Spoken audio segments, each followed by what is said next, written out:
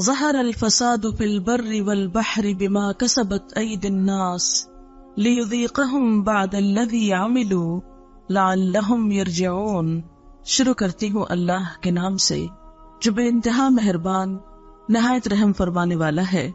ارشاد باری تعالیٰ ہے کہ ظاہر ہو گیا فساد خشکی اور سمندر میں لوگوں کے ہاتھوں کی کمائی کی وجہ سے، تاکہ وہ ان کو ان کے بعض اعمال کا مزہ چکھائے، شاید کہ وہ لوٹ آئیں، رجوع کر لیں۔ معزز خواتین، اس وقت جب ہم اپنے آس پاس کی دنیا پہ نظر دوڑاتے ہیں، خواہ ہم اپنے گھروں کو دیکھیں، خاندانوں کو دیکھیں، اپنے شہر کو دیکھیں یا اپنے ملک کو دیکھیں، یا مجموعی طور پر پوری دنیا کی صورتحال کو دیکھیں، تو یوں لگتا ہے جیسے چین رخصت ہو گیا۔ دنیا دن بدن ایسے حالات سے دوچار ہوتی چلی جا رہی ہے کہ ہر شخص کا خوف بڑھتا جا رہا ہے، بے یقینی اور بے اعتمادی کے سائے پھیلتے چلے جا رہے ہیں۔ اور قرآن پاک کی یہ آیت بالکل سچی نظر آتی ہے کہ ظہر الفساد فی البر والبحر، ظاہر ہو گیا فساد خشکی پر بھی اور سمندر میں بھی، یعنی کوئی جگہ کوئی گوشہ دنیا کا ایسا نہیں رہا کہ جسے پرامن اور پرسکون جگہ کہا جا سکے۔ کچھ عرصہ پہلے تک جن علاقوں کو اور جن جگہوں کو امن کی جگہ کہا جاتا تھا اور جہاں پر لوگ سمجھتے تھے کہ جا کر دنیاوی ترقی اور خوشحالی کے دروازے کھل جاتے ہیں، وہ جگہیں بھی اب محفوظ نہیں رہی، پرامن نہیں رہی۔ دنیا میں لوگ اس وقت جہاں بھی آباد ہیں کسی نہ کسی طرح پریشانی کا شکار ہیں۔ ایسے میں ہم کیا کریں؟ ہماری ذمہ داری کیا ہے؟ ہم سکون اور امن کہاں تلاش کریں، کہاں پائیں؟ بنیادی طور پر تو ایک حدیث قدسی میں اللہ سبحانہ وتعالیٰ فرماتے ہیں کہ میں نے سکون کو جنت میں رکھ دیا، لوگ اسے دنیا میں تلاش کرتے ہیں، بھلا وہ کیسے پائیں گے؟ حقیقت یہ ہے دنیا امتحان کی جگہ ہے، سکون کی جگہ نہیں ہے۔ یہاں پر ہر شخص ایک محدود وقت کے لیے آیا ہے، تھوڑے عرصے کے لیے آیا ہے، اور ہر ایک سے دیکھا یہ جا رہا ہے کہ وہ کرتا کیا ہے، اور بالآخر ہم میں سے ہر ایک کو اپنے اعمال کے ساتھ واپس پلٹنا ہے، اور پھر ایک دن آئے گا کہ ہم سب کو اپنے رب کے حضور حاضر ہونا ہے، اور جو کچھ ہم یہاں پر کر رہے ہیں اپنی انفرادی زندگی میں یا اجتماعی زندگی میں، اس کا حساب کتاب دینا ہے، اور اس کے بعد جو زندگی شروع ہوگی وہ اصل زندگی ہوگی۔ اس میں خوش قسمت ہے وہ لوگ کہ جن کو اللہ تعالیٰ ایسی جگہ عطا کرے کہ جہاں نہ کوئی خوف ہوگا اور نہ غم، اور یہ اللہ کا وعدہ ہے کہ وہ اپنے دوستوں کو ایسی ہی جگہ عطا کرے گا، ان لوگوں کو جو اللہ کی رضا میں زندگی بسر کرتے ہیں۔ الا ان اولیاء اللہ لا خوف علیہم ولا هم یحزنون۔ سن لو، اللہ کے دوستوں کو نہ کوئی خوف ہوگا اور نہ غم ہوگا۔ لیکن اس خوف اور غم سے نجات پانے کے لیے ضروری ہے کہ ہم اپنی اس زندگی کو اور اپنی اس دنیا کو بھی حد الوسع پرامن بنانے کی کوشش کریں۔ اپنے رویے، اپنے طریقے، اپنی سوچ کا انداز اور انسانوں کے ساتھ معاملات ایسے انداز میں ہو کہ جس میں ایک دوسرے کے لیے تکلیف اور دکھ کا سبب نہ ہو۔ لیکن ہم دیکھتے ہیں کہ انفرادی سطح ہو یا اجتماعی سطح، دکھوں اور تکلیفوں میں اضافہ ہی ہوتا چلا جا رہا ہے، اور ہر شخص پریشان ہے کہ وہ کیا کرے۔ لیکن بات یہ ہے کہ کیا کسی بھی مسئلے کا حل محض پریشان ہونا ہوتا ہے؟ نہیں، کوئی بھی پریشانی پریشان ہونے سے حل نہیں ہوتی، کوئی بھی تکلیف صرف تکلیف کا ذکر کرنے سے دور نہیں ہو جاتی، جب تک کہ انسان اس کے لیے کوئی عملی قدم نہ اٹھائے۔ ایسے حالات میں انسان کس کی طرف رجوع کرے، کس سے پوچھے، کون اسے بتائے کہ وہ اس دنیا میں زیادہ بہتر طور پر کیسی زندگی بسر کر سکتا ہے؟ اگرچہ کلی سکون، مکمل خوشی اور مکمل اطمینان کہ جس میں کوئی خوف اور غم اور دکھ اور پریشانی ہو ہی نہ، وہ تو دنیا میں ممکن نہیں، لیکن پھر بھی انسان اپنے رویے اور اپنے اچھے طریقوں سے اور اللہ تعالیٰ کی اطاعت اور رضامندی میں زندگی گزار کر اس دنیا کو بھی کسی حد تک پرامن ضرور بنا سکتا ہے۔ یعنی ایسا نہیں کہ دنیا میں امن قائم نہیں ہو سکتا، ضرور ہو سکتا ہے، لیکن اس کے لیے ہر شخص کو انفرادی طور پر کوشش کرنا ہوگی، کیونکہ کوئی بھی معاشرہ افراد سے مل کر بنتا ہے۔ ہر شخص صرف ایک نہیں ہوتا، ایک ایک فرد مل کر پوری قوم بن جاتا ہے۔ ایسے قطرے قطرے سے مل کر بنتا ہے سمندر، اسی طرح باقی تمام چیزوں میں بھی یہی اصول ہے. اس لیے اگر ہم سب اپنے اپنے طور پر یہ سوچیں کہ میں کیا کر سکتا ہوں تو اس سے انشاءاللہ تعالی اجتماعی طور پر کچھ نہ کچھ فرق ضرور آئے گا. اب دیکھیں کہ جب موسم بدلتا ہے، مثلا گرمی یا سردی میں بدلتا ہے، تو اس کی ابتدا تھوڑی تھوڑی تبدیلی سے ہوتی ہے. ایسا نہیں ہوتا کہ شدید گرمی میں شدید سردی آ جائے. ایک موسم سے دوسرے موسم تک آنے میں وقت لگتا ہے. ہلکی ہلکی تبدیلیاں ہوتے، مثلا جب سردیوں سے گرمیاں آتی ہیں تو عموماً دن گرم ہونے لگتے ہیں، راتیں ٹھنڈی ہوتی ہیں، پھر آہستہ آہستہ وہ گرمی پھیلتی چلی جاتی ہے، حتیٰ کہ گرمی کی شدت کا ایک وقت ایسا آتا ہے کہ راتیں بھی ٹھنڈی نہیں رہتی. لیکن اس کے بعد پھر ایک وقت آتا ہے کہ موسم تبدیل ہونا شروع ہوتا ہے. تو یہ فطرت کا جو اصول ہے یہ زندگی کی تمام چیزوں میں ہے. مثلا ایک پودا چھوٹا سا شروع ہوتا ہے، بڑھتے بڑھتے پھیلتے پھیلتے ایک پورا درخت بن جاتا ہے. پھر وہ خود درخت ہی نہیں رہتا بلکہ سایہ بھی دیتا ہے، اور بعض اوقات اگر پھلدار ہو تو پھل بھی دیتا ہے، اور پھر مدتوں دیتا چلا جاتا ہے. لیکن یہ سب کچھ ایک دن میں نہیں ہوتا. ہاں یہ ضرور ہوتا ہے کہ پہلے دن ہر پودا ایک بیج ہی ہوتا ہے اور ایک چھوٹی معمولی سی چیز ہی ہوتا ہے. بہرحال اگر ہم سب مل جل کر کوشش کریں تو ایسا نہیں کہ یہ بات ناممکنات میں سے ہو کہ ہمارے خاندانوں میں، ہمارے گھرانوں میں، ہمارے رشتہ داروں کے اندر اور ہماری دنیا کے اندر امن اور سکون نہ ہو سکے. لیکن اس کے لیے ہمیں رجوع کرنا ہوگا اسی ہستی کی طرف جس نے ہمیں بنایا، جس کی طرف سے ہم آئے اور جس کی طرف ہمیں لوٹ کر جانا ہے. تو آئیے دیکھتے ہیں کہ وہ اس بارے میں کیا فرماتا ہے کہ ہمیں کیا کرنا چاہیے. سب سے پہلی بات تو یہ یاد رکھیں کہ اس دنیا میں جو بھی مشکلات آتی ہیں، مصائب یا پریشانیاں آتی ہیں، یا چھوٹی یا بڑی کوئی تکلیف یا آفت آتی ہے، یہ اللہ تعالیٰ کی طرف سے ایک وارننگ ہوتی ہے. یہ بندے کو خبردار کرتی ہے، بندے کو جگاتی ہے، احساس دلاتی ہے، اس کو اس بات کا احساس دلاتی ہے کہ دیکھو کہیں تم غلطی پر تو نہیں.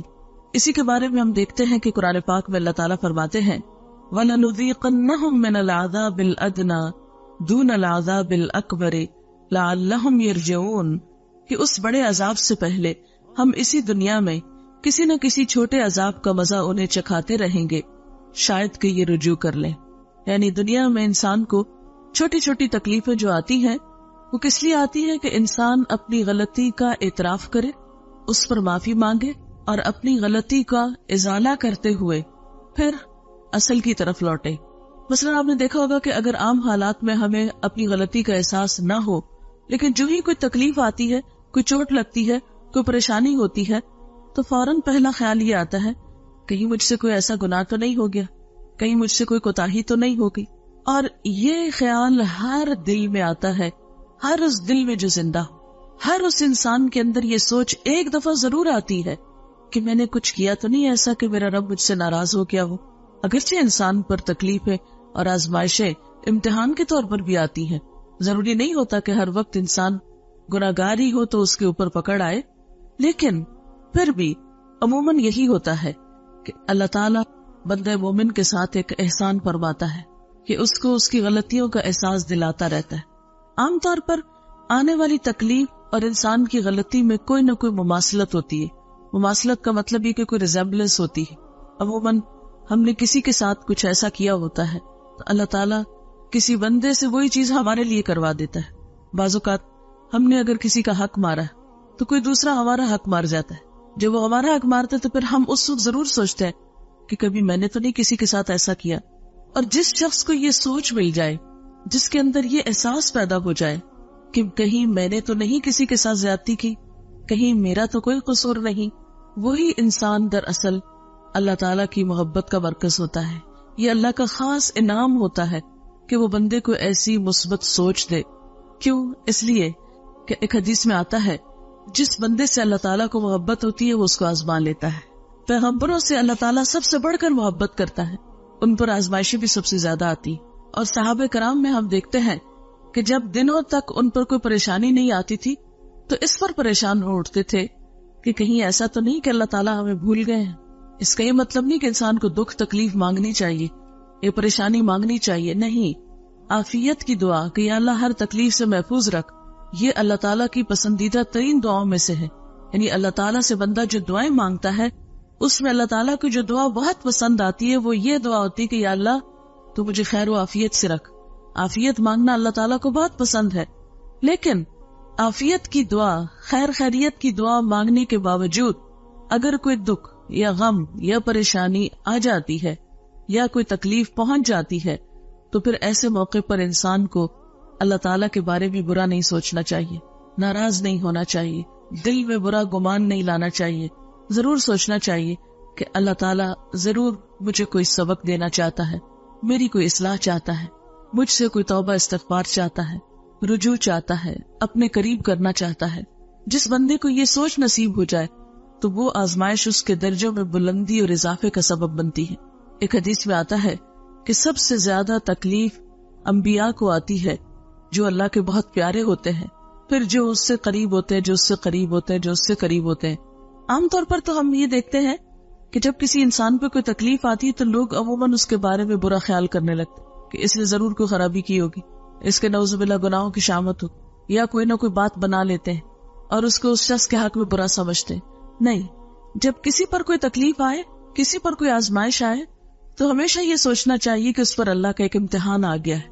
لیکن اگر اپنے پہ کوئی تکلیف آئے تو اپنے بارے میں یہ ضرور سوچنا چاہیے کہ کہیں مجھ سے کوئی غلطی تو نہیں ہوئی، کہیں میرے سے کوئی کوتاہی تو نہیں ہو گئی کہ جو اللہ تعالیٰ کو پسند نہیں آئی اور اب اللہ تعالیٰ مجھے یاد دلانا چاہتا ہے.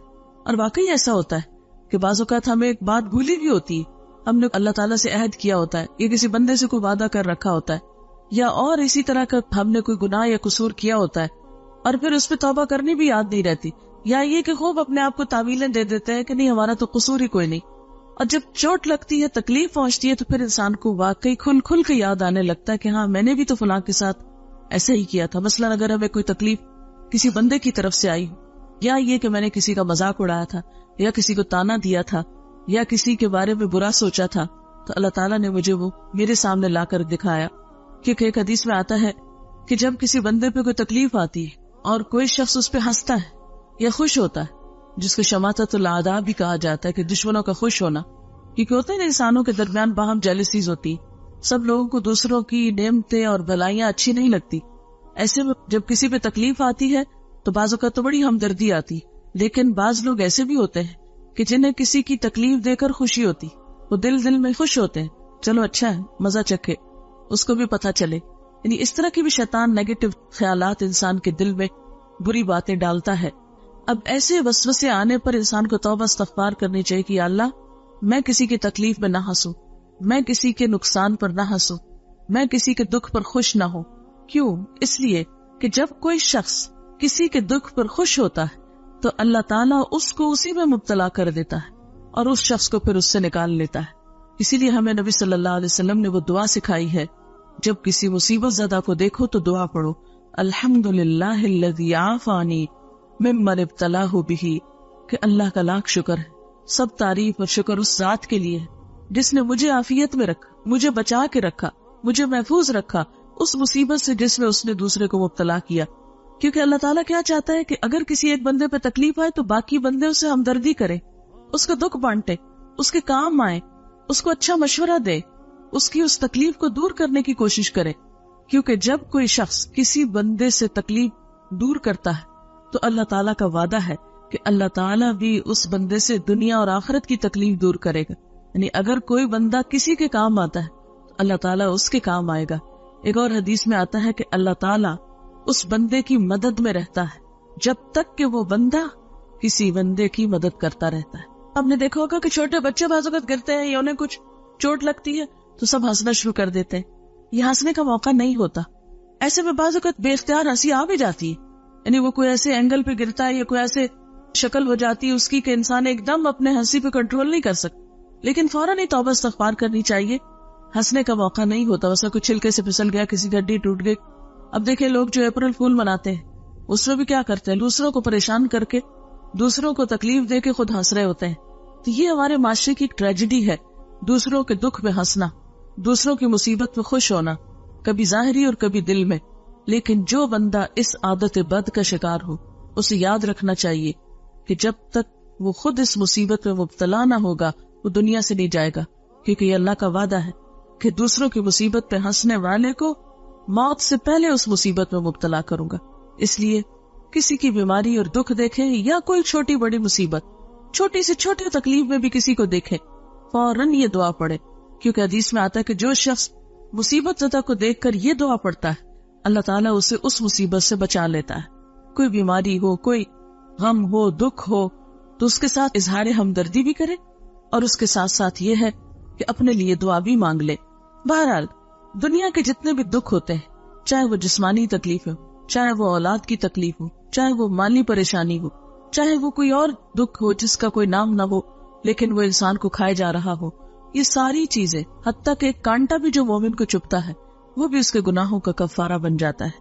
اس لیے ہمیشہ یہ سوچنا چاہیے کہ کہیں کو اللہ تعالیٰ کی ناراضگی کی بات تو نہیں ہو گئی، اور دکھ اور غم کے پہنچنے پر فوراً اللہ کی طرف رجوع کرنا چاہیے. قرآن پاک میں اللہ تعالیٰ فرماتے ہیں وَلَنَبْلُوَنَّكُمْ بِشَيْءٍ مِّنَ الْخَوْفِ وَالْجُوعِ وَنَقْصٍ مِّنَ الْأَمْوَالِ وَالْأَنفُسِ وَالثَّمَرَاتِ وَبَشِّرِ الصَّابِرِينَ الَّذِينَ إِذَا أَصَابَتْهُمْ مُصِيبَةٌ قَالُوا إِنَّا لِلَّهِ وَإِنَّا إِلَيْهِ رَاجِعُونَ. ہم ضرور آزمائیں گے تم کو ساتھ کسی بھی چیز کے خوف میں سے، جانوں اور مالوں کے نقصان میں سے اور پھلوں کے نقصان میں سے، اور خوشخبری دے دو صبر کرنے والوں کو کہ جب انہیں کوئی مصیبت پہنچتی ہے تو فوراً کہتے ہیں ہم اللہ کے لیے ہیں اور اسی کی طرف لوٹ کے جانے والے. یعنی ہم بھی اللہ کی طرف سے آئے ہیں، اسی نے ہمیں یہاں رہنے کا موقع دیا اور واپسی بھی اسی کی طرف. فرمایا اولئک علیہم صلوات من ربہم ورحمہ، ایسے ہی لوگوں پر رب کی طرف سے نوازشیں ہوں گی اور اللہ کی رحمت بھی ایسے لوگوں پر آئے گی. اس لیے فوراً اللہ سے رجوع کی دعا کرنی چاہیے. ایک صحابی آپ صلی اللہ علیہ وسلم کے پاس تھے کہ آپ کا چراغ بجھ گیا، یعنی جیسے لائٹ چلی جاتی ہے، تو اس موقع پر آپ نے انا للہ پڑھا. اس نے کہا کہ کیا چراغ کے بجھنے پہ بھی انا للہ پڑھا جاتا ہے؟ تو آپ نے فرمایا کیا یہ مصیبت نہیں ہے؟ یعنی لائٹ کا جانا بھی تو ایک مصیبت ہوتی. تو ایسے موقع پر بھی انسان فوراً اللہ کو یاد کرے، چھوٹی تکلیف ہو یا بڑی تکلیف ہو، جسمانی ہو یا روحانی ہو، مالی ہو یا بدنی ہو، کچھ بھی ہو. کسی انسان نے کوئی تانا دے دیا، کوئی بےزتی کر دی، کوئی کچھ کر دیا، اس موقع پر بھی فوراً اللہ کی طرف رجوع کرنا چاہیے. قرآن پاک میں اللہ تعالیٰ فرماتے ہیں وَأَنِيبُوا إِلَىٰ رَبِّكُمْ وَأَسْلِمُوا لَهُ مِن قَبْلِ أَن يَأْتِيَكُمُ الْعَذَابُ ثُمَّ لَا تُنصَرُونَ. اور پلٹ آؤ اپنے رب کی طرف اور مطیع بن جاؤ، یعنی اطاعت کرنے لگو اس کی، اس سے پہلے کہ تم پہ عذاب آ جائے اور پھر کہیں سے تمہیں مدد نہ مل سکے. یعنی اس سے پہلے کہ بڑی مصیبت میں پھنسو اپنے رب کی طرف پلٹ آؤ، لوٹ آؤ، معافی مانگ لو، اسے راضی کر لو، کیونکہ ویسے بھی جانا تو اس کی طرف ہے نا. خدا نہ خواستہ اس سے بڑی کوئی پریشانی آ گئی کہ جس میں زندگی سے بھی ہاتھ دھونا پڑ گیا، اللہ نہ کرے، تو پھر کیا ہوگا؟ پھر کیا وہ دکھائے گی اس کو؟ پھر مرنے کے بعد تو کوئی اس کو راضی کر نہیں سکتا. یہی ایک چانس ہے، یہی ایک موقع ہے کہ اللہ تعالیٰ سے انسان گڑ گڑا کے دعائیں مانگے اور اس سے معافی مانگے اپنے سارے قصوروں کی کہ اللہ اگر یہ تکلیف تیری کسی ناراضگی کی وجہ سے آئی ہے تو میں اپنے سارے قصوروں کا اعتراف کرتا ہوں تاکہ تو مجھ سے راضی ہو جائے. اس لیے کہ اگر رب راضی تو ہر چیز انسان کے لیے آسان ہے، اور اگر وہ ناراض ہے تو دنیا کی ساری خوشیاں انسان کے لیے ہیج ہے. سب سے بڑا غم انسان کا یہ ہونا چاہیے کہ میرا رب مجھ سے راضی ہو جائے. پھر اسی طرح آپ دیکھیں کہ بعض تکلیفیں تو ذاتی ہوتی ہیں لیکن بعض تکلیفیں قومی اور اجتماعی ہوتی ہیں. آج کے دنیا میں اس وقت ہم دیکھتے ہیں کہ امت مسلمہ پہ بہت سخت وقت ہے. ہماری آزادیاں خطرے میں ہیں، ہماری جان و مال خطرے میں ہے ایک طرح سے، اور اتنے انپریڈکٹیبل حالات ہیں کہ کسی چیز کو آپ پریڈکٹ نہیں کر سکتے کہ یہ ہوگا یا وہ ہوگا، کچھ نہیں پتا کیا ہوگا.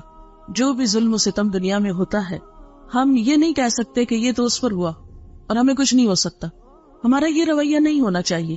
ہمیں فوراً سوچنا چاہیے کہ ایسا ان کے ساتھ کیوں ہوا، کیا وجہ تھی، یہ حالات وہاں کیوں پیش آئے، اور خدا نہ خواستہ کہیں ایسا تو نہیں کہ ہم بھی کسی ایسے ہی رستے پہ چلے جا رہے ہوں، کہیں ایسا تو نہیں کہ ہم بھی اللہ تعالیٰ کی ناراضگی کے کام کر رہے ہوں ایک قومی حیثیت میں.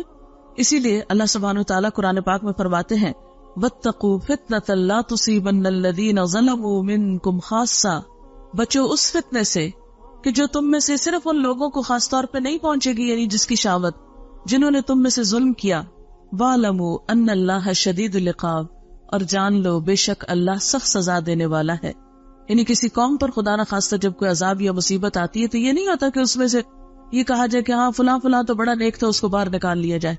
نہیں، پھر جب ایسی آزمائشیں اور آفات اور مصیبتیں آتی، خدا نخواستہ کہیں زلزلہ ہو، کہیں اور ایسی تکلیف ہو، تو پھر یہ نہیں ہوتا کہ چند لوگوں کو وہاں سے نکال لیا جائے یا بچا لیا جائے.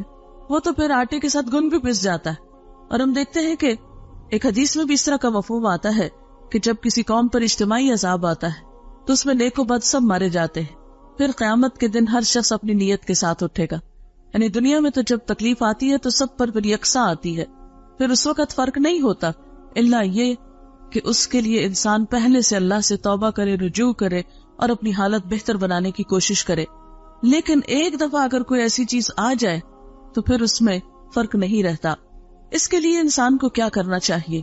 انڈیویجولی اور اجتماعی سطح پر استغفار کرنا چاہیے، اللہ سے توبہ کرنی چاہیے کہ یا اللہ ہم اپنے سارے قصوروں کو اعتراف کرتے ہیں، اپنے سارے گناہ مانتے ہیں، تو ہمیں معاف کر دے، دنیا میں بھی عزت کی زندگی عطا کر اور آخرت میں بھی ذلت سے محفوظ رکھ. قرآن پاک میں اللہ سبحانہ و تعالیٰ فرماتے ہیں وَأَنِ اسْتَغْفِرُوا رَبَّكُمْ ثُمَّ تُوبُوا إِلَيْهِ يُمَتِّعْكُمْ مَتَاعًا حَسَنًا إِلَىٰ أَجَلٍ مُّسَمًّى وَيُؤْتِ كُلَّ ذِي فَضْلٍ فَضْلَهُ وَإِن تَوَلَّوْا فَإِنِّي أَخَافُ عَلَيْكُمْ عَذَابَ يَوْمٍ كَبِيرٍ. اور یہ کہ تم اپنے رب سے معافی چاہو اور اس کی طرف پلٹ آؤ تو وہ ایک مدت خاص تک تم کو اچھا سامان زندگی دے گا اور ہر صاحب فضل کو اس کا فضل عطا کرے گا. لیکن اگر تم منہ پھیرتے ہو تو میں تمہارے حق میں ایک بڑے ہولناک دن کے عذاب سے ڈرتا ہوں. اسی طرح حضرت ہود علیہ السلام نے اپنی قوم سے یہی کہا وَيَا قَوْمِ اسْتَغْفِرُوا رَبَّكُمْ ثُمَّ تُوبُوا إِلَيْهِ يُرْسِلِ السَّمَاءَ عَلَيْكُمْ مِدْرَارًا وَيَزِدْكُمْ قُوَّةً إِلَىٰ قُوَّتِكُمْ وَلَا تَتَوَلَّوْا مُجْرِمِينَ. اور اے میری قوم کے لوگو، اپنے رب سے معافی چاہو پھر اس کی طرف پلٹ آؤ، وہ تم پر آسمان کے دہانے کھول دے گا، یعنی خوب بارشیں برسیں گی اور تمہاری موجودہ قوت پر مزید قوت کا اضافہ کرے گا. مجرم بن کر منہ نہ پھیرو. یعنی انسان کو دنیا میں قوت حاصل کرنے کا طریقہ کیا بتایا گیا کہ تم اپنے رب کو راضی کرو، کیونکہ حقیقت یہ ہے کہ جس کے ساتھ اللہ کی مدد ہو، جس کے ساتھ اللہ تعالیٰ کی رحمت ہو، پھر وہ شخص کہیں بھی نقصان نہیں اٹھاتا، کیونکہ اس کائنات کی سب سے بڑی قوت اللہ کی قوت. اور جس نے اپنے رب کو راضی کر لیا اس نے سب سے مضبوط سہارے کو تھام لیا، وہ اللہ کی حفاظت میں آ گیا. اور جو اللہ کی حفاظت میں آ جائے اسے کوئی بھی پھر نقصان نہیں دے سکتا. اور اللہ کی حفاظت میں آنے کے لیے کیا نسخہ ہے؟ استغفار کا نسخہ ہے. اور قرآن پاک میں الگ الگ کے علاوہ سب کو مل کر بھی استغفار کرنے کے لیے کہا گیا ہے. ارشاد باری تعالیٰ ہے وَتُوبُوا إِلَى اللَّهِ جَمِيعًا أَيُّهَا الْمُؤْمِنُونَ لَعَلَّكُمْ تُفْلِحُونَ. اور توبہ کرو اللہ کی طرف سارے مل کر، اکٹھے ہو کر. جمیعاً أَيُّهَا الْمُؤْمِنُونَ، اے مومنو، لَعَلَّكُمْ تُفْلِحُونَ، تاکہ تم کامیاب ہو جاؤ. اب اللہ تعالیٰ سے استغفار کا طریقہ کیا ہے؟ ایک تو یہ کہ انسان اپنی زبان میں استغفار کرے، اکیلے کرے یا ایسے جیسے اکٹھے کہیں بھی کسی مجلس میں ہے. مرد حضرات تو روز نمازوں میں جمع ہوتے ہیں، جمعے میں ہوتے ہیں اور بڑے بڑے اجتماعات میں ہوتے ہیں. اب ہم دیکھتے ہیں کہ مثلاً ملک میں جیسے ملین مارچ تو بہت ہو رہے ہیں، لیکن میں نے ابھی تک تو نہیں پڑھا، شاید میرا علم اتنا نہ ہو، کسی ملین مارچ میں سب نے مل کر کو استغفار کی ہو. ٹھیک ہے، دوسروں کو ان کی غلطیوں پہ بلیم کرتے ہیں، لیکن اس کے ساتھ ساتھ ہمیں اپنی غلطیوں کو دیکھنا چاہیے. ہم مسلمانوں کو اپنے قصوروں کو بھی دیکھنا چاہیے کہ ہم میں کہاں ہے اتحاد، کہاں ہے ایک دوسرے کا دکھ درد، کہاں ہے ایک دوسرے کو کلمہ حق کہنے کی عادت. کہ کوئی خرابی کر رہا ہو تو ہم اس کو اچھی طرح بلائیں، یا کوئی اگر غلط کام کر رہا ہے تو عموماً ہم کہتے ہیں ٹھیک ہے اس کی مرضی، کرتا ہے تو کرتا رہے. ہم دیکھتے بھی ہیں تو سمجھاتے نہیں. مثلا آپ کسی خاندان میں ہی دیکھ لیں، پہلے کیا ہوتا تھا کہ گھر کے بڑے بزرگوں کا ایک مقام ہوتا تھا کہ کہیں پر بھی خاندان میں کوئی خرابی، کہیں کوئی زیادتی دیکھتے تھے تو مل ملا کر اس کو ٹھیک کرنے کی کوشش کرتے تھے. کہیں کسی کے اوپر کوئی آفت مصیبت ہوتی تھی تو سب پہنچ کر اس کی مصیبت میں اس کا ہاتھ بٹاتے تھے. لیکن اب آپ دیکھیں کہ زندگیاں کیا، ہر کوئی اپنی دنیا میں مصروف ہے. کسی پہ اچھا وقت ہے تو ہمیں کیا، اور کسی پہ اگر تکلیف ہے تو ہمیں کیا. کوئی آگے بڑھ کر کسی کی مدد کرنے کو تیار نہیں ہوتا. یہ رویہ جو ہے یہ سب کے لیے بھی نقصان دہ ہوتا ہے. آج اگر کوئی تکلیف ہے تو کل ہم خدا نخواستہ ہو سکتے ہیں. اگر آج ہم کسی کے کام نہیں آتے تو کل کوئی ہمیں کیوں پوچھے گا.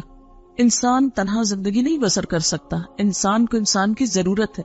اس لیے زندگی گزارنے کا یہ رویہ اور یہ نسخہ کہ انسان صرف اپنی ذات کی فکر کرے، صرف اپنے آپ میں رہے، انتہائی نقصان دہ رویہ ہے، انتہائی نقصان دہ طریقہ ہے. کیونکہ کوئی بھی انسان اکیلا سب کچھ نہیں کر سکتا. ہم یہ نہیں کر سکتے کہ اس سے تکلیف پہنچی تو اس سے کاٹ کے بیٹھ گئے, اس نے تھوڑا بہت کچھ کہہ دیا تو اس سے ناراض ہو گئے, کسی تیسرے نے کچھ کہہ دیا تو اس سے بول چال بند کر لی. بھلا ہم آئسولیٹ ہو کر سب سے کٹ کے کہاں رہ سکتے ہیں؟ اس لیے ہمیں ایک دوسرے کو تھامنا بھی ہے, ایک دوسرے کو اچھائی کی طرف بلانا بھی ہے, برائی سے روکنا بھی ہے اور استغفار بھی کرنا ہے. پھر اس کے ساتھ ساتھ یہ کہ کثرت سے اللہ تعالیٰ کا ذکر کرنا چاہیے. ٹھیک ہے, اگر دنیا کے حالات ہم نہیں بدل سکتے, اپنے آپ کو تو بدل سکتے ہیں نا. اگر دنیا میں اس وقت تباہی اور بربادی ہے, یا اس کے سامان نظر آتے ہیں, یا غشر سامانیاں نظر آتی ہیں, تو ایسے موقع پر کم از کم ہم اپنے آپ کو تو سنبھالیں, ہم اپنے اندر تو سکون پیدا کریں. تو اس کے لیے کیا ہے, یا ایھا الذین آمنوا اذکروا اللہ ذکرا کثیرا وسبحوہ بکرۃ واصیلا. اے لوگو جو ایمان لائے ہو, اللہ کو یاد کرو کثرت کے ساتھ, بہت زیادہ اس کا ذکر کرو, اور صبح و شام اس کی تسبیح بیان کرو. اس لیے اٹھتے بیٹھتے چلتے پھرتے کثرت سے اللہ کا ذکر کرنا چاہیے, اس لیے کہ اللہ بذکر اللہ تطمئن القلوب. سنو, اللہ کے ذکر سے دل اطمینان پاتے ہیں, دلوں کا سکون اللہ کے ذکر میں ہے. اگر انسان باہر کے حالات نہیں بدل سکتا اور اپنا اندر مطمئن ہے تو بہت سے فیصلے بھی بہت آسانی سے کر سکتا ہے. اس کے لیے صبر لازم ہے.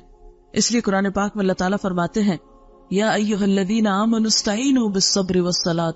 اے لوگو جو ایمان لائے ہو, صبر اور نماز سے مدد مانگو. یعنی مشکلات میں کیا کرو, صبر کے ساتھ اور اللہ سے مدد مانگتے ہوئے آگے بڑھنا چاہیے, کیونکہ ہر چیز اللہ کے ہاتھ میں ہے. اور جب اس سے مانگیں گے, اسے پکاریں گے اور وہ دعا سنے گا, تو اس سے بڑھ کر کسی کے پاس کوئی نسخہ نہیں ہے کسی بھی مسئلے کو حل کرنے کا. ٹھیک ہے, ہم دل کا بوجھ ہلکا کرنے کے لیے بہن بھائیوں سے شیئر کرتے ہیں, دوستوں سے شیئر کرتے ہیں, لیکن یاد رکھیے کہ ان کے پاس کوئی جادو کی چھڑی نہیں ہے. جادو کے اندر کیا طاقت ہے کہ جادو کی چھڑی کو ہم علاج سمجھے؟ وہ بھی کوئی چیز نہیں ہے. تو اصل مدد جو ہے وہ اللہ کی طرف سے آتی ہے, اور اس کے لیے انسان کو پھر نفل حاجت پڑھ کر اللہ تعالیٰ کی طرف رجوع کرنا چاہیے. اور پھر خاص طور پر یہ دعا پڑھنی چاہیے, ربنا افرغ علینا صبرا وثبت اقدامنا وانصرنا علی القوم الکافرین. اے ہمارے رب, ہم پر صبر ڈال دے اور ہمارے قدم جما دے, اور کافر قوم پر ہمیں مدد عطا فرما. فتنوں اور مصیبتوں اور آفتوں سے بچنے کے لیے خاص طور پر اللہ تعالیٰ سے دعا کرنی چاہیے کہ اللہ تعالیٰ ہمیں محفوظ رکھے. رسول اللہ صلی اللہ علیہ وسلم نے فرمایا, دعا نازل شدہ آفات اور جو بھی نازل نہیں ہوئی سب کے لیے فائدہ مند ہے. یعنی دعا کا کرنا جو ہے وہ بہت فائدہ مند ہے. ان مصیبتوں کے لیے بھی فائدہ مند ہے جو آ چکی ہوں, اور ان مصیبتوں میں بھی دعا فائدہ دیتی ہے جو ابھی نہ آئی ہوں. اس لیے اللہ کے بندوں خوب دعا کرو. اس کے بعد یہ ہے کہ قرآن پاک سے مضبوط تعلق قائم کرنا چاہیے, کیونکہ قرآن پاک نجات کا ذریعہ ہے. رسول اللہ صلی اللہ علیہ وسلم نے فرمایا, ان قریب ایک بڑا فتنہ سر اٹھائے گا. صحابی نے عرض کیا, اس فتنے میں ذریعہ نجات کیا ہوگا؟ یعنی فتنہ تو ہوگا, مصیبت تو ہوگی, پھر ہم کیسے بچیں گے اس سے؟ فرمایا, اللہ کی کتاب یعنی قرآن حکیم ایک ایسا نسخہ ہے کہ جس کے ذریعے انسان فتنوں سے محفوظ رہ سکتا ہے. اس کتاب میں تم سے پہلے گزرے ہوئے لوگوں کے حالات ہیں, تم سے بعد ہونے والی باتوں کی خبر ہے, تمہارے آپس کے معاملات کا فیصلہ ہے. جو کوئی اسے چھوڑ کر کسی اور بات کو اپنی ہدایت کا ذریعہ بنائے گا, اللہ اسے گمراہ کر دے گا. اللہ کی مضبوط رسی یہی ہے, یہی حکمتوں سے بھری ہوئی یاد دہانی ہے, یہی بالکل سیدھی راہ ہے. جس نے اس کے ساتھ بات کی سچ کہا, جس نے اس پہ عمل کیا اجر پائے گا, اور جس نے اس کی بنیاد پہ فیصلہ کیا اس نے انصاف کیا. اس لیے انفرادی زندگی ہو یا اجتماعی زندگی ہو یا قومی زندگی ہو, ان سب میں نجات کا ذریعہ صحیح اور درست فیصلے, بہترین رہنمائی اور اللہ کی مدد کا ذریعہ اللہ کی کتاب کو تھامنا ہے. اور حقیقت یہ کہ اللہ تعالیٰ نے یہ کتاب بھیجی ہماری رہنمائی کے لیے تھی کہ جب دنیا میں مشکلات ہوں, تکلیفیں اور پریشانیاں ہوں تو پھر ہم کیا کیا کریں. لیکن ہم زیادہ سے زیادہ اس سے کیا رہنمائی لیتے ہیں, اچھا کہ اس مشکل میں کیا وظیفہ پڑھ لیں. یہ کتاب وظیفوں کی کتاب نہیں ہے. ذالک الکتاب لا ریب فیہ ھدی للمتقین, یہ کتاب جس میں کوئی شک نہیں متقی لوگوں کی ہدایت کے لیے آئی ہے. یہ ہمیں بتاتی ہے کہ ہمارا معاملہ اپنی ذات کے ساتھ کیا ہونا چاہیے, رشتہ داروں کے ساتھ کیا ہونا چاہیے, اور باقی مسلمانوں کے ساتھ کیا ہونا چاہیے, پوری دنیا کے لوگوں کے ساتھ کیا ہونا چاہیے.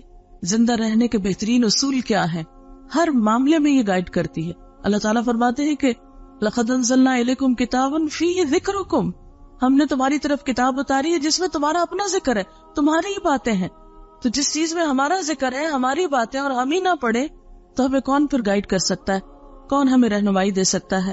اور اسی کے بارے میں اللہ سبحانہ وتعالیٰ نے ہمیں خاص ہدایت دی ہے، کتاب انزلناہ الیک مبارک لیدبروا آیاتہ ولیتذکر اولو الالباب، ایک کتاب جسے ہم نے اتارا ہے بہت برکت والی تاکہ لوگ اس کی آیات میں غور و فکر کریں اور عقل والے اس سے نصیحت پکڑیں، یعنی اس کی روشنی میں زندگی بسر کر کے زندگی کی بہت سی مشکلات سے نپٹیں۔ پھر اس کے بعد یہ ہے کہ آپ صلی اللہ علیہ وسلم نے یہ بھی فرمایا، خیرکم من تعلم القرآن وعلمہ، تم میں بہترین ہے وہ لوگ جو قرآن سیکھیں اور سکھائیں، یعنی اگر آتا ہے تو دوسروں کو سکھائیں، اگر نہیں آتا تو سیکھنے کی کوشش کریں۔ اور چونکہ اس کتاب کو مبارک کتاب کہا گیا، برکتوں والی کتاب کہا گیا، اس لیے یہ ہو نہیں سکتا کہ جو شخص اس کے ساتھ تعلق رکھے پھر اس کی زندگی میں خیر و بھلائی نہ آئے۔ پھر اس کے بعد یہ ہے کہ جو یہ کتاب پڑھتے جائیں اور اچھے کاموں کے کرنے کا موقع ملے، سمجھ آئے، تو پھر ان کاموں میں دیر بھی نہ کی جائے۔ نبی صلی اللہ علیہ وسلم نے فرمایا، بادروا بالاعمال فتنا کقطع اللیل المظلم، لوگوں نیک کام کرنے میں جلدی کرو ان فتنوں سے پہلے جو ایک تاریک رات کے ٹکڑوں کی طرح ہر طرف چھائے ہوئے ہوں گے، یعنی اس سے پہلے کہ نیکی کی مہلت چلی جائے اور ایسی مصیبتیں اور آفات اور پریشانیاں اور فتنے آ جائے کہ جو کالی رات سے بھی زیادہ سیاہ ہوں، کہ جن میں انسان کو پھر یہ سمجھ نہ آئے کہ وہ جائے کدھر۔ آج کل بھی جب میں اخبار پڑھتی ہوں یا میں دیکھتی ہوں ٹیلی ویژن پہ نیوز وغیرہ، تو میں جب عراقی لوگوں کا حال دیکھتی ہوں تو میں سوچتی ہوں کہ بھی ہماری طرح کے انسان ہے۔ آج ہی میں شاید پڑھ رہی تھی کہ 3 ارب ڈالر کا بارود جو ہے وہ استعمال ہوا ہے۔ آپ خود سوچے کہ کبھی ایسا ہوتا نا 14 اگست میں جب کبھی فائر ورکس ہوتا ہے تو جس رات کو ہوتا ہے، اب یقین کریں کہ ساری رات ایسا لگتا ہے کہ جیسے ہر طرف سے بارود کی اور مسالے کی بو آ رہی ہو اور دھواں دھواں دھواں، ایک بے چینی سی ہوتی۔ میں سوچ رہی تھی کہ جس ملک کے اندر اتنا بارود پھٹا، جس ملک کے اندر کئی فٹ کی اور کئی میٹر کی گہرائی تک جا کے بم پھٹے، وہاں کے لوگوں کے نیندیں اور آرام اور ان کا سانس لینا، اور جہاں پانی نہ ملتا ہو، جہاں بجلی نہ ہو، آپ دیکھیں چند گھنٹوں کے لیے بجلی جاتی ہے تو کیا برا حال ہو جاتا ہے، جہاں دنوں بجلی نہ ہو، جہاں اسپتالوں میں بجلی نہ ہو، جہاں ہر طرف ایک افراتفری اور لوٹ مار ہو، جہاں بچے جو ہیں وہ اپنی زندگی سے ہاتھ دھو رہے ہوں، جہاں زخمیوں کی مرہم پٹی کرنے والا کوئی نہ ہو، جہاں اسپتالوں میں مورچریز میں پڑے ہوئے مردے تعفن چھوڑ رہے ہوں، ان کو دفنانے والا نہ ہو کوئی، تو آپ خود سوچ سکتے ہیں کہ وہاں لوگوں کی زندگی کتنی اجیرن ہوگی، کیسی آزمائش ہوگی۔ بچوں کو چھوٹی سی کوئی تکلیف ہوتی ہے تو ہم بے چین ہو اٹھتے ہیں۔ آج ہی صبح میں ایک تصویر دیکھ رہی تھی اور بچہ فوت ہو چکا تھا، تو اس کی ماں اس کا ہاتھ پکڑ کے اسے چوم رہی تھی، اور بچے کا منہ ایسے کھلا تھا جیسے نیند میں عام طور میں بچوں کا منہ کھل جاتا ہے۔ ایسے ماں کا حال دیکھ کے بالکل صبر نہیں مجھے آ رہا تھا کہ یا اللہ، ہم بھی مائیں ہیں اور ہم اپنے بچوں کو ذرا سی دیر نہ دیکھے تو ہمیں چین نہیں آتا۔ یہ بھی انسان ہے، یہ بھی مائیں ہیں، اور ان کو اپنے کوئی مستقبل کا نہیں پتا کہ امن ہوگا کہ نہیں، زندگی ہوگی کہ نہیں، کھانے کو ملے گا کہ نہیں، کاروبار بنے گے کہ نہیں، جابز ملیں گی کہ نہیں، ہر چیز کی بے یقینی۔ یہ ساری آفت جو ہے یہ اگر انسانوں کے گروہ پہ آ گئی ہے تو آپ دیکھ ہی رہے ہیں کہ دنیا میں باتیں کیا ہو رہی ہیں کہ اب کس کی باری۔ حیرت ہوتی ہے مجھے ایسی باتیں سن کر اور کر کے کہ ہم کس بات کے انتظار میں بیٹھے، اب کس کی باری، یعنی یوں لگتا ہے جیسے میچ کھیلا جا رہا ہو اور ایک دوسرے سے پوچھ رہے ہو کہ اب کس کی باری ہے، یعنی کس قدر افسوسناک حال ہے اور کتنی بے حسی ہے کہ بجائے اس کے کہ ہم اللہ سے توبہ کریں اور استغفار کریں، ہم اس انتظار میں بیٹھے کہ اب کس کی باری ہے۔ کوئی کھیل ہے، کوئی میچ ہے کہ جس کو ہم دیکھ کے لطف اندوز ہو رہے ہیں۔ تو ایسے موقعوں پر جو نیکی اپنی ذاتی حد تک خود کسی کو احساس دلا کے یہ کوئی نیکی کا اچھا کام ہم کر سکتے ہیں تو وہ تو کم از کم کرے۔ آپ نے فرمایا کہ نیک اعمال کرنے میں دیر نہ کرو، کوئی پتہ نہیں کل کا دن کیسا ہو، کوئی پتہ نہیں کہ اگلا سال کیسا ہو، کل کا وقت کیسا آئے، اس لیے جو خیر بھلائی آج کر سکتے ہو اسے نہ ٹالو۔ اور اس میں آپ دیکھیں کہ سب سے پہلے ہمیں اپنے فرائض پورے کرنے چاہیے۔ ہم نماز میں سستی کر دیتے، اچھا ابھی پڑھی ہے چلو پھر پڑھ لیں گے، ابھی نیند آ رہی ہے، ابھی ذرا ہم بازار میں ہیں، ابھی ہم وہاں جا رہے ہیں، ابھی جلدی ہے، کوئی نہ کوئی بہانہ کر کے ہم نمازیں چھوڑے رکھتے۔ آپ دیکھیے نماز وہ چیز ہے کہ جس کا قیامت کے دن سب سے پہلا سوال ہوگا، اگر یہی پوری نہیں تو آگے وہ کیا دکھائیں گے؟ یا تو ہم یہ کہیں کہ ہم نے مرنا نہیں، یا یہ کہیں کہ مرنے کے بعد جی نہیں اٹھنا، یا یہ کہیں کہ کوئی حساب کتاب ہے ہی نہیں۔ اگر ہم یہ کہتے ہیں تو پھر ٹھیک ہے، جیسے چاہے زندگی بسر کرے۔ جب ہم مانتے ہیں کہ قیامت آنی، جب ہم مانتے ہیں کہ ہم سے سوال ہوگا، تو پھر ہم اپنے فرائض کیوں نہیں پورے کرتے؟ فرض ہوتا ہے، وہ لازمی چیز ہے، اس کا حساب ہونا ہے، اس کی پوچھ ہونی ہے، اس لیے اس کو کیے بغیر چارہ ہی نہیں، اس کو کیے بغیر گزارا ہی نہیں، وہ اسی وقت ہوگا جب ہم کریں گے۔ تو اس لیے سب سے پہلی چیز تو ہمیں اپنے فرائض کے کرنے میں، اپنی نمازوں کی پابندی اور اپنے باقی فرائض جو ہمارے حقوق العباد کی طرف مثلاً جو ہے ان کی طرف ہمیں توجہ دینی چاہیے. نبی صلی اللہ علیہ وسلم نے خاص طور پر دوسروں کا حق مارنے سے منع کیا ہے. اور دوسروں کا حق کیا ہے؟ مثلا بہن بھائیوں کا حق مار جانا, یا دوسروں کا حق مار کے ایک بچے کو دے دینا, یا اسی طرح کے اور بہت سے ظلم و ستم کے معاملات ہمارے معاشرے میں ہوتے رہتے ہیں. مثلا ہمارے یہاں لڑکیوں کو وراثت سے محروم کر دیا جاتا ہے, یا اسی طرح یہ ہے کہ جو رشتہ دار کمزور ہوتے ہیں یا یتیم بچے ہوتے ہیں, بعض اوقات ان کی پراپرٹی پہ, ان کے مال پہ, ان کی چیزوں پہ قبضہ کر لیا جاتا ہے. تو یہ ساری ظلم کی قسمیں ہیں. اور آپ کو یہ تو معلوم ہے کہ بندے جب تک حق معاف نہیں کریں گے اللہ تعالیٰ بھی معاف نہیں کریں گے. حقوق العباد کی ادائیگی جو ہے وہ بہت ضروری ہے. اس کے لیے آپ صلی اللہ علیہ وسلم نے فرمایا ظلم کرنے سے بچو, اس لیے کہ ظلم قیامت والے دن اندھیروں کا باعث ہوگا. یعنی کہ ظلم جو ہے وہ اندھیرے کی شکل میں انسان کے ساتھ ہوگا قیامت کے دن. اندھیرا کیسی چیز ہوتی ہے کہ آپ بیٹھے اور لائٹ چلی گئی تو ایک دم دل پھٹنے لگتا کہ یہ کیا, یعنی ایک ناپسندیدہ چیز ہے. قیامت کا دن جو اتنا طویل دن ہوگا, وہاں اگر انسان اندھیروں میں ہو تو اس کے پاس کیا باقی رہا. پھر اسی طرح یہ ہے کہ صدقہ خیرات کا خصوصی اہتمام کرنا چاہیے. کسی بھی آفت, تکلیف, مصیبت پہ تھوڑا ہو یا زیادہ کچھ نہ کچھ صدقہ ضرور کرنا چاہیے. آپ صلی اللہ علیہ وسلم نے فرمایا صدقہ و خیرات میں جلدی کرو, اس لیے کہ بلا صدقے سے نہیں بڑھتی. یعنی جب انسان صدقہ کرتا تو بلائیں جو ہے وہ واپس پلٹ جاتی ہے. ایک اور موقع پہ فرمایا صدقہ اللہ کے غضب کو ٹھنڈا کرتا ہے اور بری موت سے بچاتا ہے انسان کو. پھر اسی طرح یہ ہے کہ ہمیں صرف خود اچھے کام نہیں کرنے, دوسروں کو بھی بتانے ہیں. نیکی کا حکم دینا اور برائیوں سے روکنا. اللہ تعالیٰ فرماتے ہیں والعصر ان الانسان لفی خسر الا الذین آمنوا وعملوا الصالحات وتواصوا بالحق وتواصوا بالصبر. قسم ہے زمانے کی, بے شک انسان خسارے میں ہے سوائے ان لوگوں کے جو ایمان لائے, جنہوں نے نیک عمل کیے, ایک دوسرے کو حق بات کہی اور ایک دوسرے کو صبر کی تلقین کی. تو اس سے بھی کیا پتہ چلتا ہے کہ انسان نقصان سے بچ ہی نہیں سکتا جب تک کہ ذاتی زندگی میں اچھے کام یعنی ایمان اور عمل صالح کے ساتھ ساتھ ایک دوسرے کو حق بات نہ کہے. بعض اوقات ہم ایک بات اپنے دل میں محسوس کر رہے ہوتے ہیں کہ بات سچی یہ ہے اور حقیقت یہ ہے, لیکن ہم دوسرے کے لحاظ میں اس کو نہیں بتاتے کہ دوسرا مائنڈ کر جائے گا, دوسرے کو اچھا نہیں لگے گا. یہاں ہم دیکھ رہے ہیں کہ اللہ تعالیٰ قسم کھا کے فرما رہے ہیں, زمانے کی قسم ہے, انسان نقصان میں ہے جب تک کہ یہ چار کام نہ کرے. ایک دوسرے کو حق بات نہ کہے, ایک دوسرے کو سچی بات نہ بتائے, ایک دوسرے کی خیر خواہی نہ کرے, اور ایک دوسرے کو تکلیف اور دکھ اور مصیبت کے وقت تھامے نہیں, صبر کی تلقین نہ کرے. پھر اسی طرح آپ صلی اللہ علیہ وسلم نے فرمایا قسم ہے اس ذات کی جس کے ہاتھ میں میری جان ہے, تم ضرور نیکی کا حکم دو گے, ضرور برائی سے روکو گے, ورنہ قریب ہے کہ اللہ تعالیٰ تم پر اپنی طرف سے کوئی عذاب بھیج دے, پھر تم اس سے دعائیں کرو گے لیکن وہ قبول نہیں کی جائیں گی. یعنی جب تک تم نیکی نہ پھیلاؤ, جب تک لوگوں کو برے کاموں سے نہ روکو, ظلم و زیادتی سے نہ روکو, تو پھر ایسا نہ ہو کہ تم پہ وہ وقت آ جائے کہ تمہاری دعائیں نہ قبول ہو. پھر اس کے ساتھ ساتھ یہ کہ لوگوں کو آپس میں جوڑنے کی کوشش کرنی چاہیے. امت مسلمہ کا ہر دور میں بہت بڑا المیہ یہ رہا ہے کہ وہ آپس میں ایک دوسرے کے دشمن رہیں, ان کے دل پھٹے رہیں, اور شیطان کا یہ سب سے بڑا وار ہوتا ہے کہ ان کو آپس میں لڑاؤ. یعنی کتنے افسوس کی بات ہے کہ سب ایک رب کو مانے, ایک دین کو مانے, ایک کتاب کو مانے, ایک مقصد مانے زندگی کا, اور پھر آپس میں ایک دوسرے سے جڑ کے نہ رہیں. اور یاد رکھیں ایک دوسرے سے صرف اس وقت جڑا جا سکتا ہے جب انسان دوسروں کی غلطیوں کو معاف کر دے, ان کی غلطیوں سے درگزر کرے, ان کی برائی کے جواب میں اچھائی کرے.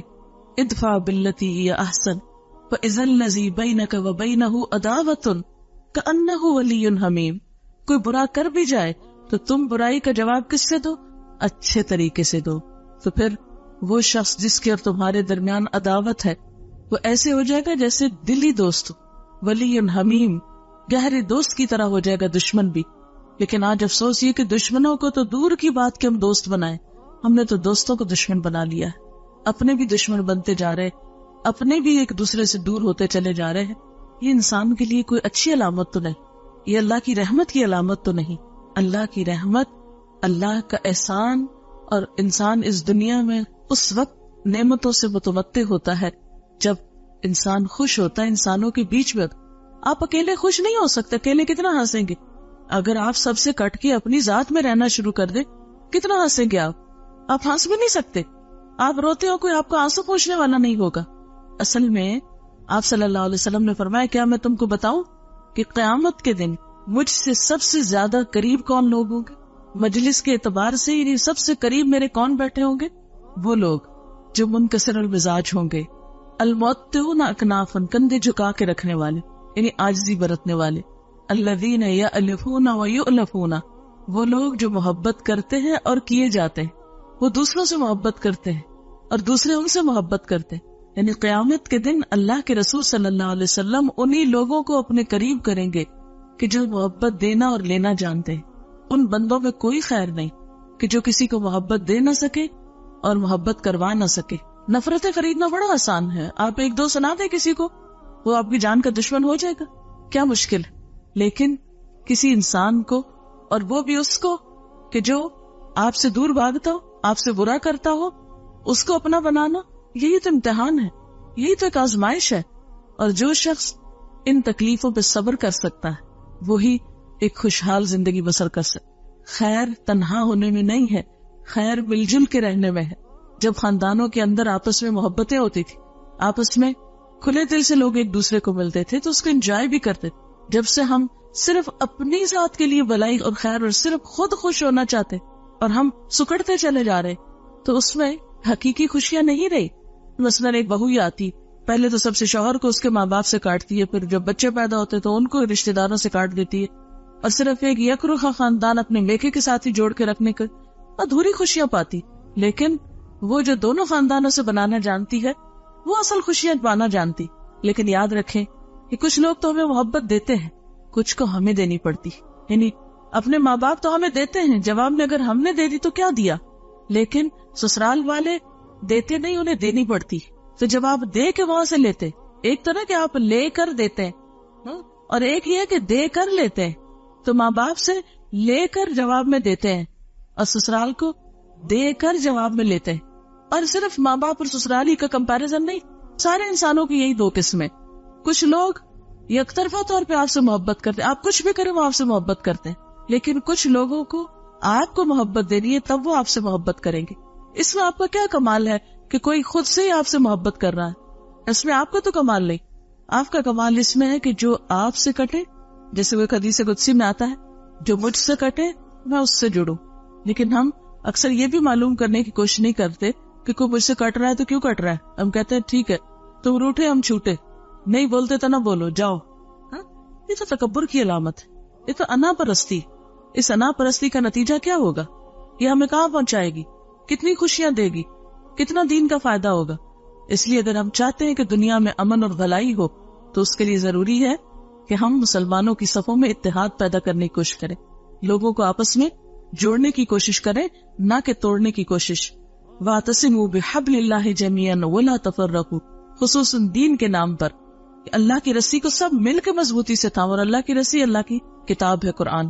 تو یہ اکیلے اکیلے نہیں تھاما جا سکتا اور نہ تھام کے رہ سکتے جب تک کہ آپ مل جل کر نہ اسے تھامیں. اور اس کے لیے تعصب، جنگ بازی، بد اخلاقی، زبان درازی اور غیبت سے بچنا ہوگا. اس کے بغیر اتحاد نہیں پیدا ہوتا. اختلاف کے باوجود خیر خواہی، وسعت قلبی، دل بڑا کر لیں، کیا ہوا؟ احترام انسانیت کو ملحوظ خاطر رکھیں، بے بنیاد باتوں، توہمات، بے فائدہ تبصروں اور بحث مباحثے سے پرہیز کریں. لباسوں کا جرا شروع کر دیتے ہیں ہم، چھوٹی چھوٹی باتوں پر اپنی رائے ٹھوسنے کی یا مسلط کرنے کی کوشش کرتے ہیں. اس سے بھی پر خرابی پھیلتی. ہر قسم کے حالات، غم ہو یا خوشی، امن ہو یا جنگ، تعمیری کاموں کی رفتار میں کمی نہ آنے دیں. اور پھر اللہ پہ بھروسہ رکھیں، کیونکہ اگر اللہ کی مدد انسان کے ساتھ ہو تو کوئی نقصان نہیں دے سکتا. ینصرکم اللہ فلا غالب لکم، اگر اللہ تمہاری مدد کرے گا تو تم پہ کوئی غالب نہیں آ سکتا.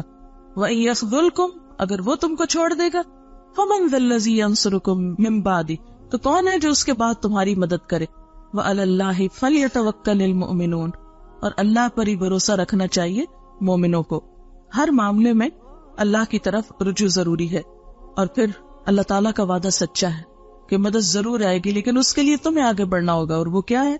یا ایھا الذین آمنوا، اے لوگو جو ایمان لائے، ان تنصروا اللہ ینصرکم ویثبت اقدامکم، اگر تم اللہ کی مدد کرو گے تو اللہ تمہاری مدد کرے گا اور تمہارے قدم جما دے گا. یعنی تم اللہ کے دین کی خدمت کرو گے، اللہ کی طرف رجوع کرو گے تو اس کی مدد بھی تمہاری طرف آئے. اگر تم اسے یاد نہیں کرو گے تو وہ تمہیں نہیں یاد کرے گا. اللہ کا وعدہ ہے فاذکرونی اذکرکم، تم مجھے یاد کرو میں تمہیں یاد رکھوں گا. پھر اسی طرح وَلَيَنْصُرَنَّ اللَّهُ مَن يَنْصُرُهُ، اللہ ضرور مدد کرے گا اس کی جو اس کی مدد کرے گا. اور اللہ کی مدد، اللہ کو ویسے تو مدد نہیں چاہیے، اللہ کی مدد سے مراد اللہ کے دین کی مدد ہے، اللہ کے دین کی خدمت ہے. لیکن اگر ہم اس کے دین کی مدد نہیں کریں گے، ہم آگے نہیں بڑھیں گے، تو وہ کیوں آگے بڑھے؟ اگر ہم اس کے دین کی خدمت نہیں کریں گے تو وہ پھر ہمارے لیے دنیا کے امن اور خوشحالی کو کیوں لائے؟ اور پھر آخری بات یہ کہ صرف باتیں ہی کرنے سے کام نہیں چلے گا جب تک کہ ہمارا عمل نہ بدلے. ہم ٹھوس کام نہ کریں، واقعی پروڈکٹیو کام نہ کریں.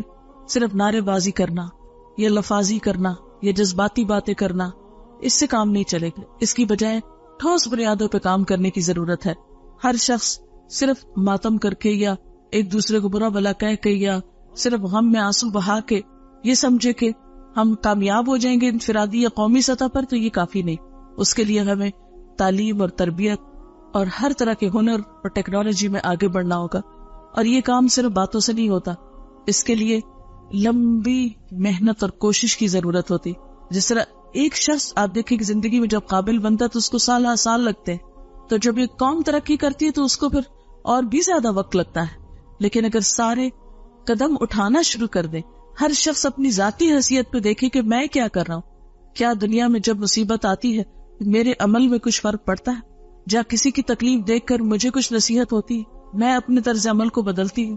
اور چند ایک سوال ہیں ہم سب اپنے آپ سے پوچھیں کہ کیا میں اپنا وقت ضائع تو نہیں کرتی؟ کیا میں نے سستی، کاہلی اور غفلت چھوڑ دی ہے؟ کیا میرے تعمیری کاموں میں کچھ تیزی آئی ہے؟ یعنی میں اپنا وقت زیادہ اچھے پروڈکٹیو کاموں میں گزارتی ہوں؟ کیا میرے معمولات میں کچھ تبدیلی آئی ہے؟ کیا میں نے زندگی کو محض سیر و تفریح اور صرف شاپنگ اور صرف گپ شپ اور پارٹنگ، صرف یہی زندگی کو سمجھ رکھا ہے، یا کچھ تعمیری کام بھی میری زندگی میں ہے؟ کیا میں نے اپنے اندر اخلاقی خوبیاں پیدا کی ہیں اور برائیوں سے بچنا شروع کیا ہے؟ کیا میں نے اللہ کے دین کی خدمت کے لیے کوئی قربانی کی ہے؟ اگر آج مجھے موت آ جائے تو میں اللہ کو جواب دینے کے لیے اپنے آپ کو کتنا تیار پاتی ہوں؟ میں سمجھتی ہوں کہ میرے پاس اتنے عمل ہیں کہ میں اسے راضی کر سکوں، اور اگر نہیں تو کوشش کیے بغیر خود بخود تو جمع نہیں ہوں گے. اگر میں نہیں بدلتی تو دنیا کیسے بدلے گی؟ دنیا کے حالات کیسے بدل سکتے ہیں؟ اور اگر دنیا کے حالات نہ بھی بدل سکے تو کم از کم ہم اپنے آپ کو تو بدل لیں. افراد کے ہاتھوں میں ہے اقوام کی تقدیر، ہر فرد ہے ملت کے مقدر کا ستارہ. اللہ تعالیٰ سے دعا ہے کہ اللہ تعالیٰ ہمیں صحیح سوچ اور سمجھ دے اور بہترین عمل کی توفیق عطا فرمائے. وآخر دعوانا ان الحمد للہ رب العالمین. دعا کر لیتے. سبحان اللہ والحمد للہ ولا الہ الا اللہ واللہ اکبر ولا حول ولا قوة الا باللہ العلی العظیم. اللہم صل علی محمد وعلی آل محمد کما صلیت علی ابراہیم وعلی آل ابراہیم انک حمید مجید. اللہم بارک علی محمد وعلی آل محمد کما بارکت علی ابراہیم وعلی آل ابراہیم انک حمید مجید. ربنا آتنا فی الدنیا حسنۃ وفی الآخرۃ حسنۃ وقنا عذاب النار. ربنا لا تزغ قلوبنا بعد إذ هديتنا وهب لنا من لدنك رحمة إنك أنت الوهاب. ربنا هب لنا من أزواجنا وذرياتنا قرة أعين واجعلنا للمتقين إماما. يا حي يا قيوم برحمتك نستغيث. لا إله إلا الله أنت الحليم الكريم. سبحان الله رب العرش العظيم والحمد لله رب العالمين. رب نسألك موجبات رحمتك وعزائم مغفرتك والغنيمة من كل بر والسلامة من كل اسم. لا تدع لنا ذنبا إلا غفرته ولا هما إلا فرجته ولا حاجة هي لك رضا إلا قضيتها يا أرحم الراحمين. یا اللہ پاک، جو کچھ ہم نے پڑھا ہے اپنی رحمت سے اسے قبول فرما. یا اللہ تو ہم سب کو معاف فرما دے. یا اللہ ہمارے گناہوں سے درگزر فرما. یا اللہ ہم اپنے سارے قصوروں کا اعتراف کرتے ہیں. یا اللہ تو ہماری اصلاح فرما دے. یا اللہ ہمیں ہمارے نفس کے شر سے بچا لے. یا رب العالمین ہماری عبادت میں لذت پیدا کر دے. ہمیں نماز کا شوق عطا کر دے. یا رب العالمین ہمیں نمازوں کو اچھی طرح پورا کرنے کی توفیق عطا فرما. یا اللہ تو ہمیں صدقہ خیرات کی توفیق عطا فرما، یا اللہ تو نیکیوں کا شوق عطا کر دے، برائیوں سے نفرت دے دے، یا اللہ تو ہمارے گناہوں کو معاف کر دے، یا اللہ تو ہمیں قرآن پاک کی محبت عطا کر دے، یا رب العالمین تو ہمیں جنت الفردوس میں جگہ عطا فرمانا، یا اللہ دوزخ کے عذاب سے بچانا، دنیا کی تمام آزمائشوں سے محفوظ رکھنا، یا اللہ تو پاکستان کی حفاظت فرما، یا اللہ پاکستان کی حفاظت فرما، یا اللہ مسلمانوں کے دلوں کو باہم جوڑ دے، ان نفرتوں کو ختم کر دے، یا رب العالمین تو ہمارے گھرانوں میں سکون پیدا کر دے، یا اللہ ہمارے بچوں کو ہدایت عطا فرما، یا اللہ ہم سب کے دکھ دور فرما، بیماریاں اور تکلیفیں دور فرما، یا اللہ ساری بھلائی تیرے ہاتھ میں ہے، سارا اختیار تیرے پاس ہے، یا اللہ تو ہمیں قرآن کی سچی محبت عطا کر دے، یا اللہ تو ہمارے لیے نیکیوں کے راستے کھول دے، یا رب العالمین جتنی بہنیں آئی ہیں ان سب کا آنا قبول فرما، یا اللہ سب کے بچوں کو ہدایت عطا فرما، دنیا اور آخرت کی کامیابی عطا فرما، ہم سب کے والدین پر اپنی رحمت فرما، یا اللہ تو ہماری کوتاہیوں سے درگزر فرما، ربنا ہب لنا من ازواجنا وذریاتنا قرۃ اعین واجعلنا للمتقین اماما، لا حول ولا قوة الا باللہ العلی العظیم، ربنا لا تزغ قلوبنا بعد اذ ہدیتنا وہب لنا من لدنک رحمہ انک انت الوہاب، ربنا لا تؤاخذنا ان نسینا او اخطأنا، ربنا ولا تحمل علینا اسرا کما حملته علی الذین من قبلنا، ربنا ولا تحملنا ما لا طاقة لنا به واعف عنا واغفر لنا وارحمنا انت مولانا فانصرنا علی القوم الکافرین۔ یا اللہ پاک تو ہم سب پر اپنی رحمت نازل فرما، جنہوں نے اس مجلس کا اہتمام کیا ہے انہیں دنیا اور آخرت کی